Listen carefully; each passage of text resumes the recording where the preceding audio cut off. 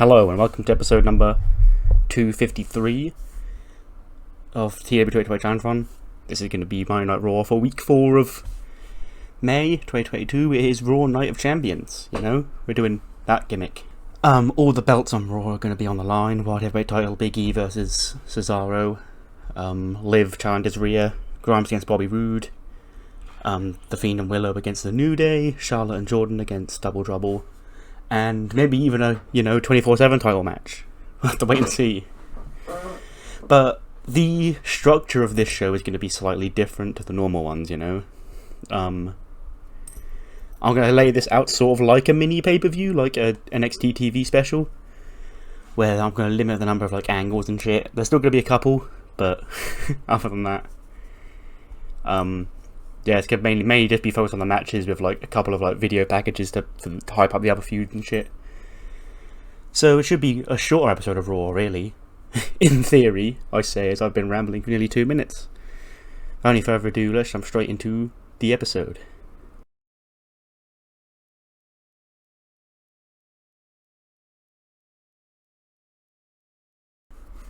Alexa kicks off the show. She comes to the ring with Ivy, and she's just like, ladies and gentlemen, welcome to an Alexa Bliss mastermind, Welcome to Raw Night of Champions. You see, the Night of Champions pay-per-view is one of my favourite pay-per-views on the calendar when I used to watch wrestling, but it's been dormant for a while now. I think it's time we bring it back, but apparently I'm not allowed to make my own pay-per-views around here. So, this is going to be a special episode of Raw, with Night of Champions theming. All your titles are going to be on the line. You're going to have the World Heavyweight title, the Women's title. I've been through this all already. But she explains all that, and she explains, these are going to be a thing, going forward. Not every month, but every now and again we'll have a big Raw, pay-per-view branded Raw. And this is the first, and she hopes we all enjoyed the show. And then Nova Nebula comes out. Her old foe, Nova. And she's like, I like to criticise when necessary, but give credit where it's due, Alexa. This is a good idea, this whole Raw Night of Champions thing. Everyone defends the belts. You've got this. You've got fucking just a big show to really drum home the audience, even the XL Center again. But that does not come without criticisms, Bliss. And you and I have already had our issues. You've already been here for a month, but we've already bumped heads a lot since I came to Raw. And last week you unjustly suspended Bianca Belair because she had the nerve to criticise your running of operations around here. Alexa goes, no, I'm tired of this, whole playing the innocent thing. Okay, Bianca didn't get fired or suspended for questioning how I was running the show. I'm open to criticism, and I've just realised right this second that I have the SmackDown shit on. Okay, there we go. I'm open to criticism. It's just Bianca, she was just moaning. She felt like she was entitled to everything. And I'm not about that life, I would never moan and feel like I'm entitled to anything in my life. And Nova's like, yeah, sure. And it's like, well, if you've got an issue with me, maybe you would like to get a suspension too, and you'd lose your spot in Money in the Bank unless you do what I say, okay, hun? Now we've got a show to run, so why don't you toodaloo back onto whatever galaxy it is you crawled out of, whatever black hole you belong to, wherever you live. Or I'll get Ivy to toss you back there. Your choice. And I was like, she sort of wants to resist, but she's like, no, this is my boss at the end of the day, so I have to listen. But yeah, we then get the first match of the night, 80 rated tag match. Why did this do so bad? Is the story not that hot, I guess? Lack of psychology, I guess. Willow's declining, explosive ring style of the Fiend. Anyway, go 16 minutes, the Fiend and Willow win. Bray pins Kofi with a Sister Abigail to make defense number 2 of the Raw Tag Team titles. The Fiend gets a 93, an 85 for Willow, a 94 for Woods, and a 91 for Kofi. That's really good performances from all of them, but the match, compared to the performances, left a lot to be desired, but it's fine. We move. They can't all be bangers. They can't all be Seth Rollins. They can't all be, Path of the Dragon against Fiend and Willow from Backlash. Speaking of who, the Fiend and Willow win when the lights sort of dim, and smoke comes out from the ramp. And making their way back to Raw from their trip up Dragon Mountain, fresh with new swag-tastic, you know, fresh with new swag-tastic stable picture. Path of the Dragon are here. Tozawa, Carrillo, and Zergus. And they look like they've got like warrior paint on, I guess, and just like a more warrior style attire. Zergus has a new dragon mask and shit. And they get in the wing, and to put it bluntly, whoop Fiend and Willow's at. More specifically Willow, probably. Because I imagine Willow would take the beating off all three, and the Fiend would just sort of stand there and watch. Like, he didn't want to hurt Jeff, he didn't want to put his hands on Jeff all those months ago when they started feuding, but doesn't mean other people can't. He's sick like that, you know? He probably believes Jeff has things that he deserves to be punished for, but he can't bring himself to do them, so he sort of gets off on this. But Big Zergus would go face to face with the Fiend. And the Fiend would sort of back away. He doesn't want to fight a dragon for the first time, but before they can come to blows, the lights go off, and then Fiend and Willow disappear. So, we're now here. Path of the Dragon had a one-off match against these two at Backlash. It banged for no fucking reason. And I was always going to do a rematch with like a more repackaged version. But now they're looking like they could actually hold their own against these two. Cesaro promo. He's just chatting. He goes, tonight, WrestleMania may have been the biggest match of my life. You know, the chance to finally capture the World Heavyweight Championship, but on the grandest stage of them all. I've come close many times to capturing that title. It's not through a lack of opportunity. I do have to bear some of the responsibility that when I get there, I choke.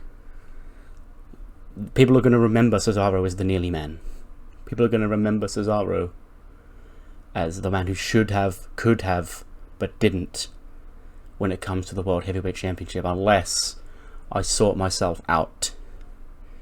Big E, you'll never, until the day I die, hear me say a bad word about Big E.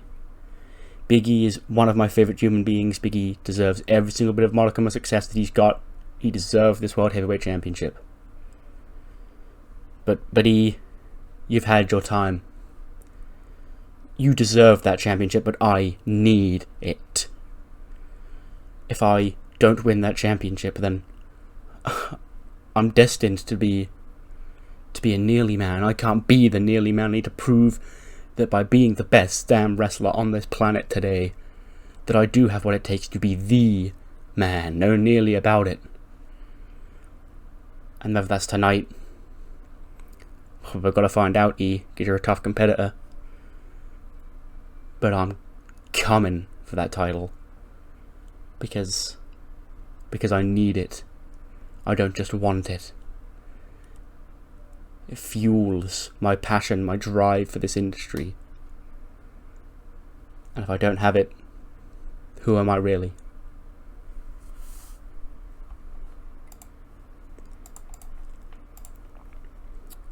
Quick video or backstage segment of Asuka and Julia sort of backstage arguing because they lost the tag match last week, and Micah sort of like kicked up a stink. She was like, "Oh, fuck off! I'm your partner. Yet you teamed with Asuka and you lost, so I'd have won with you." So now I guess Asuka sort of blaming Julia for it, or vice versa, and like just a bit of infighting in between Dominion. We'll have to see what comes of that, because I think Asuka is in a Money in the Bank qualifier next week. It's her against Liv or Rhea, whoever wins the main event or the women's title match even.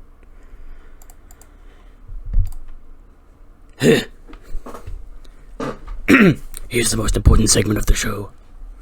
So Karrion Kross comes out and he's got a bag, you know. And he says last week he finally became a champion. His quest for genocide took him on the road to be a champion here in WWE once again. The man who once held both the WWE Championship and the Universal Championship at the same time found himself as 24/7 champion. And that belt is a joke. So, allow me to introduce you to the new and improved 24/7 championship. And he pulls out a 24/7 championship just with a big letter K plastered in the middle. And he says, I call it the Carnage Championship with a K.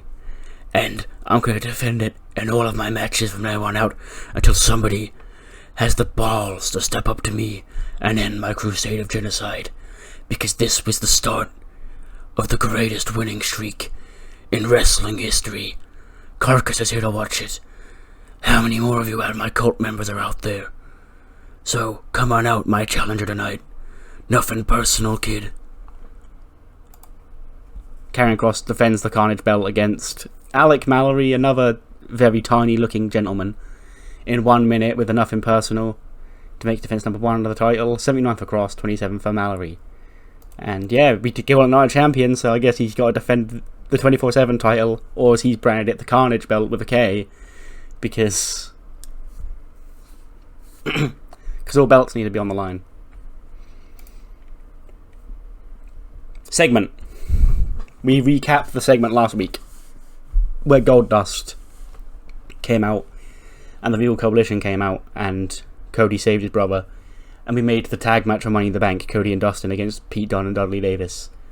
And then we cut like a pre-recorded video of Cody in the makeup room, and he's like, Dustin's there barefaced, and he's like, Cody, I mean, like, it's WWE, you know, I'm Goldust. I don't know if this is really the way to go now we're back here. And Cody's like, I told you last week I didn't want Goldust, I want my older brother.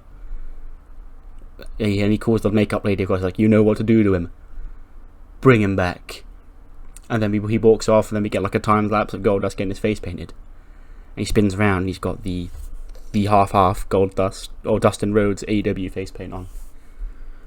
And Cody's like, there's my big brother. Now come on. We've got some training to do.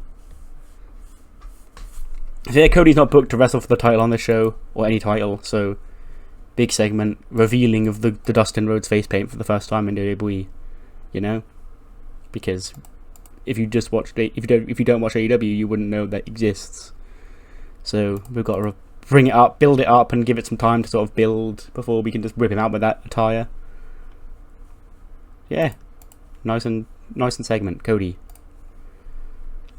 Alba Fire video, like one of the ones they did in real life, where she was talking about her heritage, but she's also talking about how Becky, like, saved her career, brought her Raw, and how Fire is like a homage to Becky's old Fire days when she was straight Fire, and she's got the spirit of Becky burns inside her with the fire or whatever, and while Becky may not physically be here, she can do her best to hold that mantle, that torch, probably maybe literally, because she's got the little flaming thing, until Becky returns.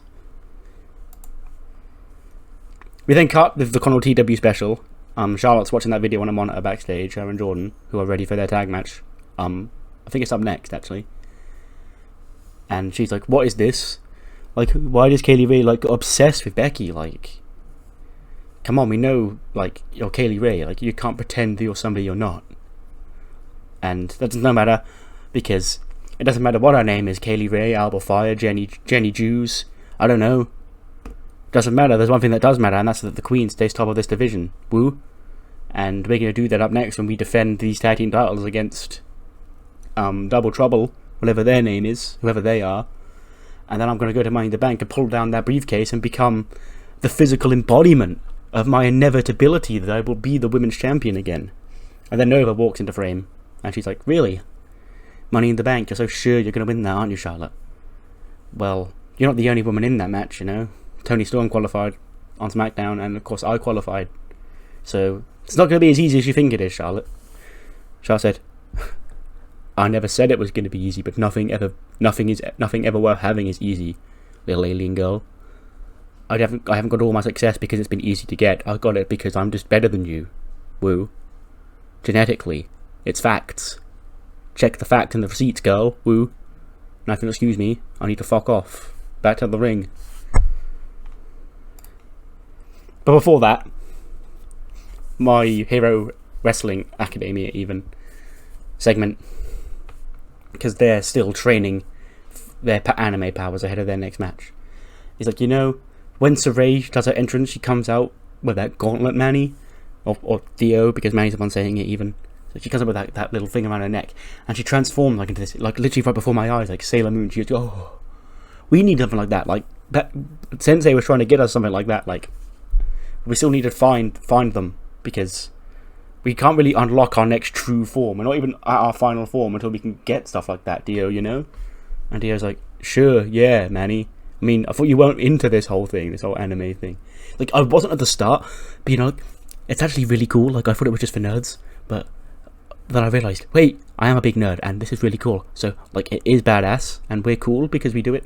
And Sensei sort of smacks them, and he's like, focus, focus. You never know when trouble may be around the corner. And then Saray screams from off camera, and they run to find her. She's had her pendant, her gauntlet thing, whatever it's called, necklace, that's what it's called, stolen. And she's obviously distraught and on the floor, nearly in tears. And they're like, Sensei's put their hand on Dio and Manny's shoulders, and they're like, we appear to have found our first problem, boys.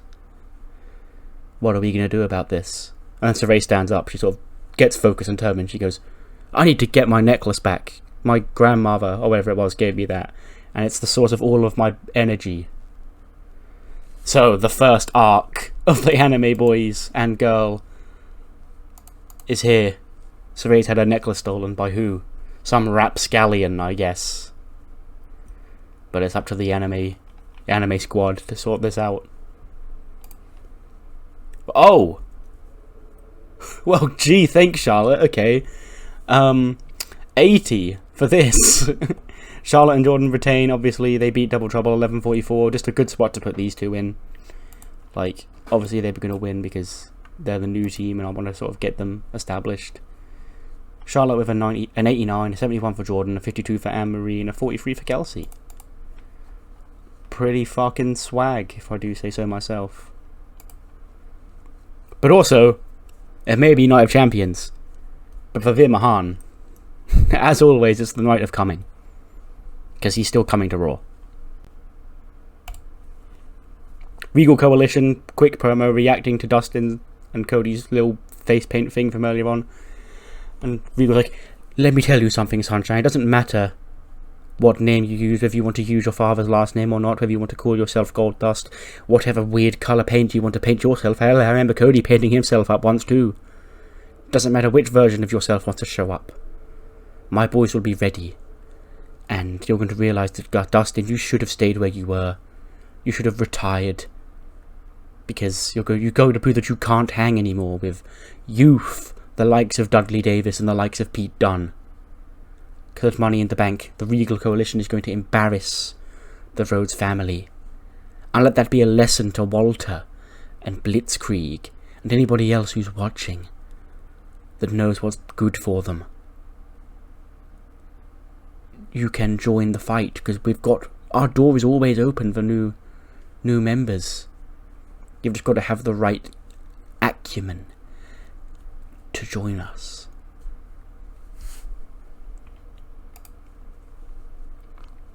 Grand Jury actually come to the ring, you know. I need something in the ring that isn't a match. And Edge is like, for weeks now, we've spoken about change and justice and morals and everything in the back. It's time to come out here face to face in front of all you sheep and let you know the facts of life. You see, in my hand I hold these two marbles. These represents the careers of Drew McIntyre and Sheamus, which we ended back at WrestleMania and then 3 weeks ago with Sheamus. How many more marbles can I fit into my hand? Hell, the possibilities are endless. But I'll tell you how what I can fit in my hands. It's the hands of everybody at home that understands where we're coming from and understands that they too are tired of being told what to do and held down and told what they are. Randy, he's been tried to be slotted in so many different places since his WWE debut. Priest, he was told he had to be the rock star good guy. And these three, well, they just need all the help they can get because they're not being treated correctly by this system.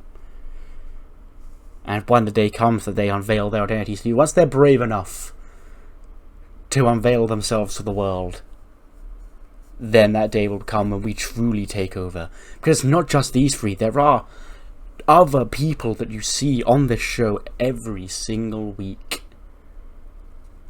that are on our course. They're just waiting for the perfect time to take action. So consider this a warning to Raw. Just because we're not always in here, in this ring, in this arena, doesn't mean that we're not around. We're omnipotent, we're omnipresent. All of those things is what we are. Looking down from our mountain of omnipotence down on everybody else. And whoever's next to step up will be the next marble in my hand and on my scales as the balance of justice finally ticks in the right direction. So I guess there's an ominous threat, again telling us that there are more people in this group yet to be revealed other than just these three. They've also got some other people that are on the show apparently. We've apparently seen their faces already. Well, maybe not on this show because this is a special show, but you know. Speaking of seeing their faces, look at Wendy's sleeping face. She's sleeping safe and sound in Big Mattress Inc. Come on down. If you too are tired of your hard work schedule, you can come and get a Big Mattress Inc., the greatest mattress in all the land. And we care about your sleep, and we care about any hypothetical title defenses you may have. You wouldn't want you doing that tired now, would we? Wink, wink. Wendy stays asleep the whole time. She's just a mascot. She's not the salesman. She's just, obviously because there's beds, she's the model showcasing the mattresses. Backstage, after that, Bobby Roode and Gorilla, when Garza walks up to him and Dixie. And Dixie's like, Bobby, hon, like, I want to give you some pointers like I did back in the day, because we go way back, you know, and I really want you to be the next Intercontinental Champion, because you deserve to be the next Intercontinental Champion. But maybe you can't do it alone, Bobby. Maybe you need my help. And Bobby's like, no, Dixie, like, I respect you, everything that you did for my career, but I don't need your help. I'm not a thirsty, whatever you call this, you're pointing at Garza, obviously, that craves attention from women like you. I can get whatever woman I want, Dixie. Why would I pick you? Like, and Garza's like, hey, how dare you? And gets in Bobby's face. And he's like, oh, okay, touchy, are we? Anyway, I've got a title to win, something your man knows nothing about. So, yeah, I'll best be on my way. Then glorious. No, I won't give in. I won't. 82. Very tired Cameron Grimes, beat up from his recent work schedule. Manages to score a fast roll-up to retain over Roode to make defense number 3 of the IC title. 77 for Grimes, 88 for Roode. 82 I guess is fine considering everything there. It's not as good as the 85 we had with The Miz, but oh well, we'll take it. It's the best match of the night so far because Karrion Kross got 67 and the two tag title matches got an 80. Yeah, we haven't had the women's title match or the world title match yet. So yeah, that is the best match of the night so far. Quick promo Riddle, he's chilling. Hey bro, like, I'm in Money in the Bank now, bro, and that's really cool because, you know, that briefcase is hanging up high. It's green, and we all know I like to collect green, bro. And I'm not talking about money either, bro. All kinds of green. Anyway, what I'm saying is, I've got to get really high up on that ladder to pull the briefcase down and retrieve whatever's stored inside, bro. Hell, I could put whatever I want in that briefcase. People could try and steal my contract for the title match, and they'd open it up, and they'd just see bags and bags of enough. Breeze interrupts before, you know, Riddle can say what was in the briefcase. He's like, I've heard enough of this. You're not going to win Money in the Bank, Riddle. I'm just going to say that right because I'm here. Wardon's back. He just sort of looks at him all disgusted, like, learned his lesson after what he did 2 weeks ago. And with him by my side, there's effectively 2 of me in the Money in the Bank because one could lay waste to any of you and powerbomb you through any ladders or anything that you want to do. But more importantly than that, Wardon may leave Money in the Bank as the World Heavyweight Champion. Because next week, after Big E or Cesaro wins here tonight, there's going to be a battle royal to determine who goes on to Money in the Bank to face Big E for the World Heavyweight Championship. I'm telling you now, Wardon is in. I'm in that match too. So I could be the World Heavyweight Champion. And I could win the Money in the Bank as well, and then nobody can cash in on me. Not you, not Shane, not Big E, not Seth Rollins, not anyone else who qualifies for this match.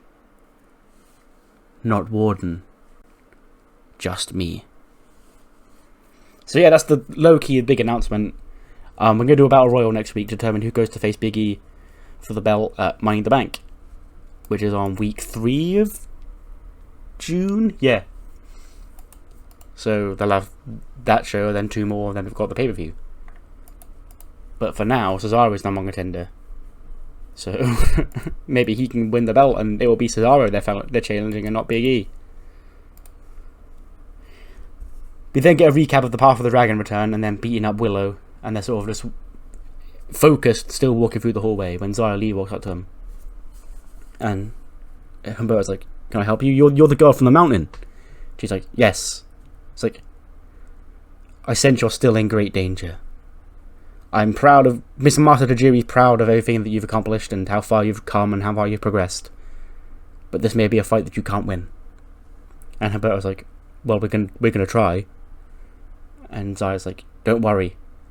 I'll protect you. You have my back. I followed you all the way here from Dragon Mountain to tell you this. And quite frankly, I can't be asked to go back. So, guess I'm sticking around with you now." So yeah, Zaya's in the group too. I just felt like I brought her and Ru Feng in just to be like background people, like fighting into Tajiri's like dojo on Dragon Mountain. But then I was sort of like, hey, the whole protector thing that Xia had going.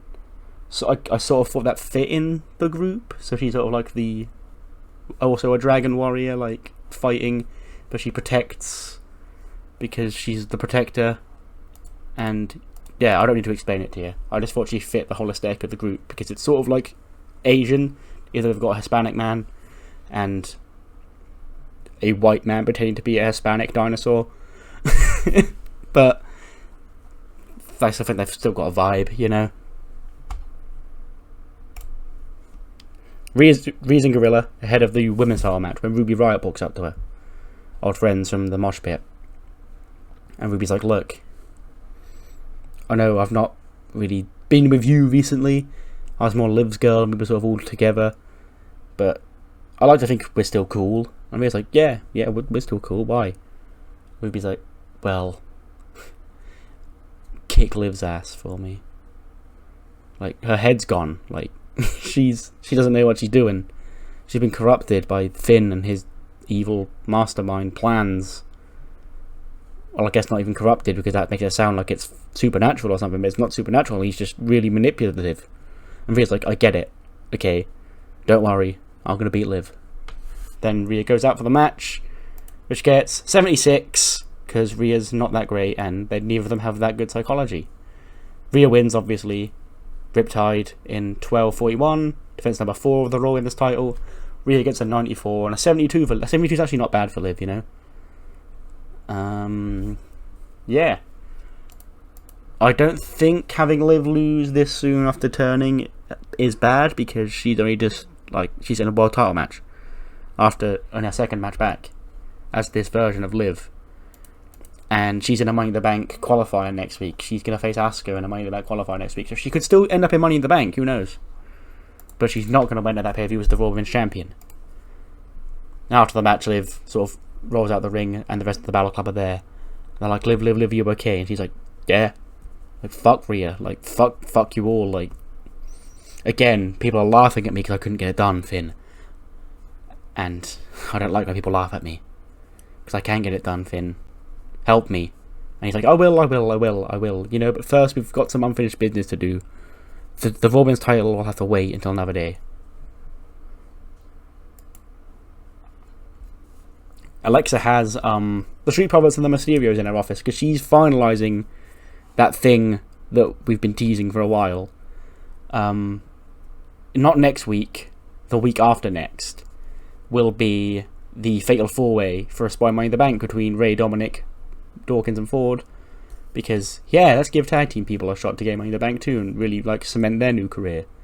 Ivy sort of there just lurking in the background in case anything kicks off,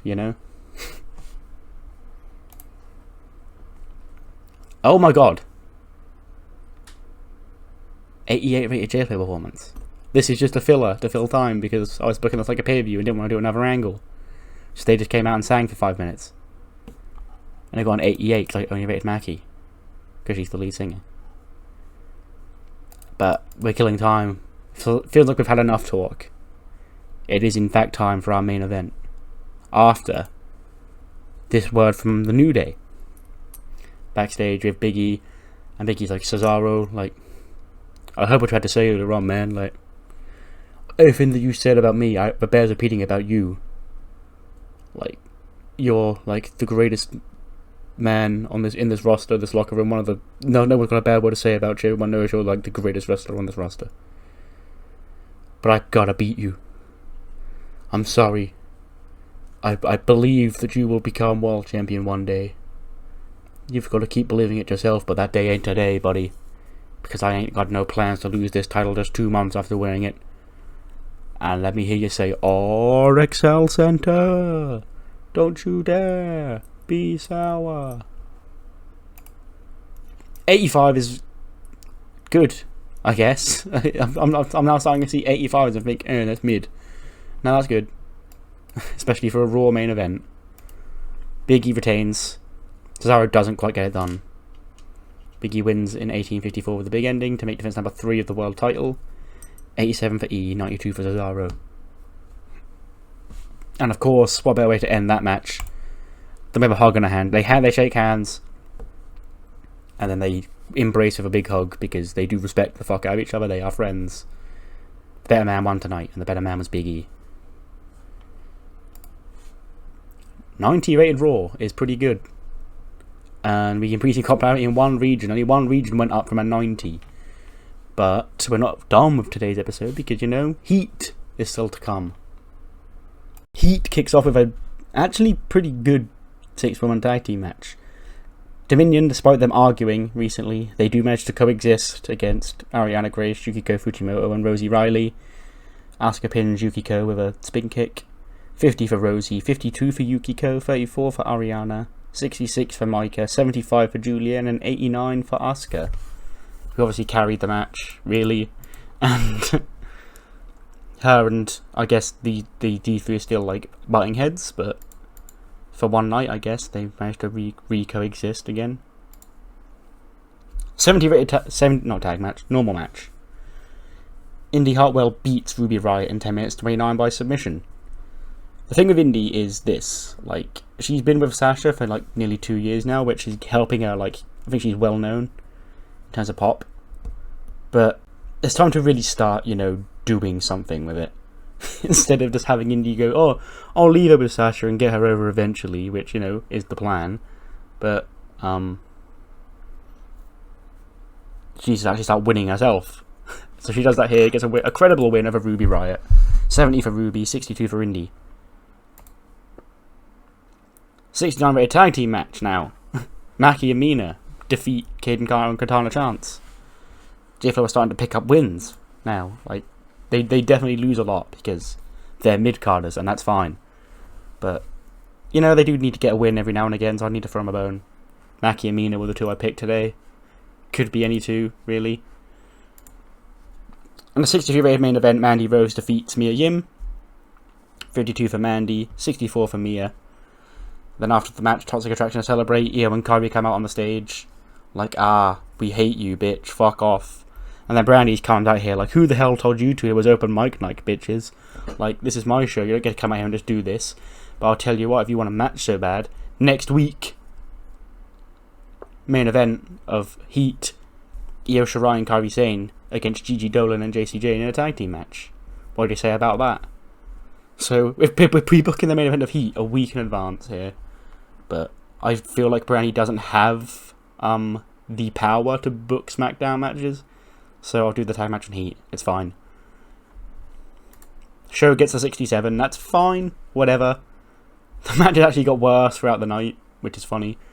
But yeah, that's all for Raw Night of Champions. I'll see you next time for SmackDown. Nothing special about it. See you then.